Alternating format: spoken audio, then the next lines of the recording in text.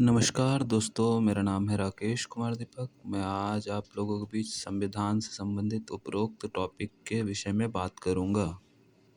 हमारा पहला टॉपिक संविधान किसे कहते हैं। संविधान की कोई एक सर्वमान्य परिभाषा नहीं दी गई है। साधारण शब्दों में देखा जाए तो संविधान किसी देश की राजनीतिक व्यवस्था का वह बुनियादी नियम है जिसके अनुसार उस देश को संचालित अर्थात शासित किया जाता है। हमारा अगला टॉपिक है संविधान के प्रकार। संविधान मुख्य रूप से दो प्रकार के होते हैं।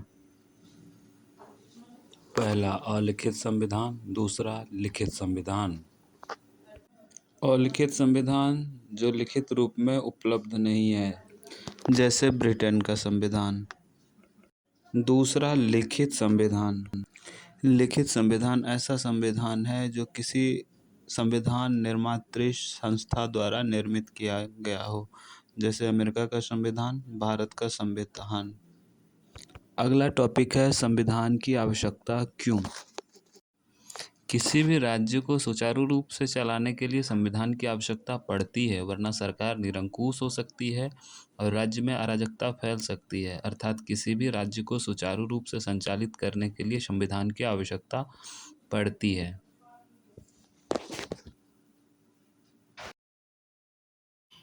अगला टॉपिक है भारत का संविधान। भारत के संविधान का निर्माण भारत के संविधान सभा के द्वारा किया गया था, जिनमें कुल 389 सदस्य थे, जिसमें 292 सदस्य अंग्रेज भारत से थे, 4 चीफ कमिश्नरी प्रांत से थे और 93 सदस्य देसी भारत अर्थात देसी रियासतों से चुनकर आए थे और जिन्होंने भारतीय संविधान का निर्माण किया। भारत का संवैधानिक विकास सन 1973 के भारतीय रेगुलेटिंग एक्ट के तहत प्रारंभ हुआ, जो सन 1947 तक लगातार भारतीय स्वतंत्रता अधिनियम 1947 तक चलता रहा। भारत के संवैधानिक विकास को हम एक स्वतंत्र टॉपिक के रूप में अलग से विस्तार पूर्वक अध्ययन करेंगे आने वाले समय में। अगला टॉपिक है संविधान सभा की पहली बैठक, जो कि 9 दिसंबर 1946 को प्रारंभ हुई थी, जिसकी अध्यक्षता डॉक्टर सच्चिदानंद सिन्हा ने किया था और वे संविधान सभा के पहले अस्थायी अध्यक्ष थे। अस्थायी अध्यक्षता 11 दिसंबर 1946 को डॉक्टर राजेंद्र प्रसाद ने संभाली थी।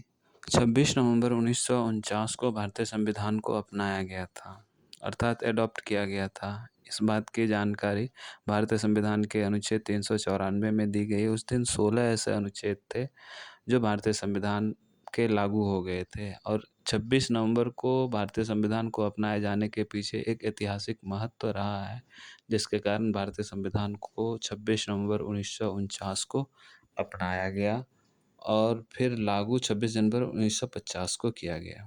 24 जनवरी 1950 को संविधान सभा की अंतिम बैठक हुई, जिसमें कुल 324 में से 284 सदस्यों ने संविधान पर हस्ताक्षर किया था। प्रथम हस्ताक्षर पंडित जवाहरलाल नेहरू ने और अंतिम हस्ताक्षर अध्यक्ष डॉक्टर राजेंद्र प्रसाद ने की थी।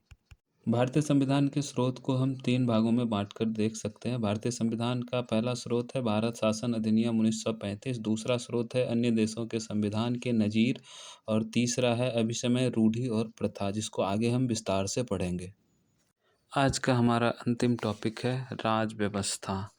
भारतीय संविधान एक सिद्धांत है और राज व्यवस्था उस सिद्धांत का व्यवहारिक रूप है।